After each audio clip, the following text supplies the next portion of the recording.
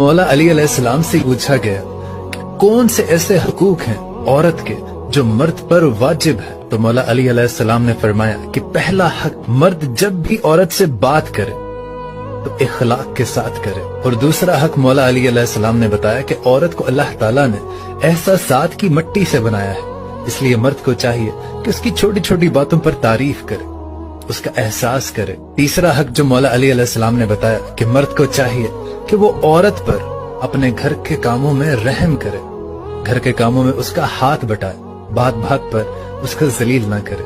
और चौथा हक आपने बताया कि मर्द कभी भी अपनी बीवी का मजाक मत उड़ाए। अगर उसे कोई चीज नहीं बनानी आती या कोई भी ऐसी चीज जिसकी वजह से उसकी दिल आजारी हो सकती है, मर्द उससे कभी ना करे। और पांचवा हक जो मौला अली अलैहिस्सलाम ने बताया कि मर्द को चाहिए कि औरत की तमाम जरूरियात जिंदगी की अशिया उसे घर में ला कर दे।